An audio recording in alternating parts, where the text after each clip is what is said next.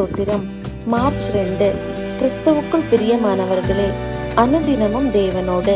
இன்றைய தலைப்பு, கவலையும் கானல் நீராகும், வாழ்வும் நீரூற்றாகும். கவலைப்படுகிறதினால் உங்களில் எவன் தன் சரீர அளவோடு ஒரு முழத்தை கூட்டுவான்? மத்தேயு 6:27. கவலையின் பிடி, கப்பலும் தண்ணீரும். கிறிஸ்துவுக்குள் அன்பான சகோதர சகோதரிகளே, கவலை என்பது மனித வாழ்வில் ஒரு பங்காகும். கவலை இல்லாத மனிதனை நாம் காண முடியாது. பல்வேறு விதமான கஷ்டங்கள், நஷ்டங்கள் மனிதனை கவலையாக தாக்கும். கவலையையும் பொருட்படுத்தாமல் கடந்து செல்கிறவன் வெற்றியாளன். கவலையின் வலையினால் கலங்கி முடங்கி விடுகிறவனுடைய வாழ்க்கை முடக்குவாதமாகி விடுகிறது. கடலில் இருக்கும் அத்தனை நீரும் சேர்த்தாலும் ஒரு கப்பலை மூழ்கடிக்க முடியாது. நீரில் மிதந்துதான் கப்பல் தன் இலக்கை நோக்கி பயணிக்கிறது.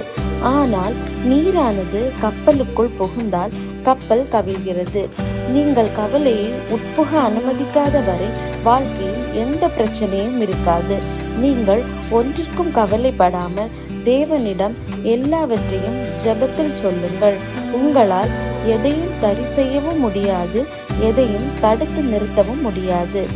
தேவ பராமரிப்பு. காட்டு புஷ்பங்களின் பாடம்.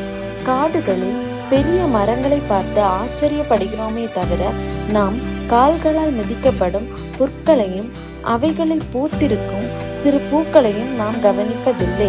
இவை வளர்ந்து அருமையான மனம் வீசுகிறது. இந்த காட்டு புஷ்பங்கள் எதை குறித்தும் கவலைப்படுகிறதில்லை. அவை உழைக்கிறதும் இல்லை, மாறாக அதை பராமரிப்பது கர்த்தரே. இப்படி காட்டு புஷ்பங்களை அனுதினமும் தேவன் உடுத்துவிக்கிறார் என்றால் நம் வாழ்க்கையையும் அதிக நிச்சயமாக தேவன் கவனித்துக் கொள்வார்.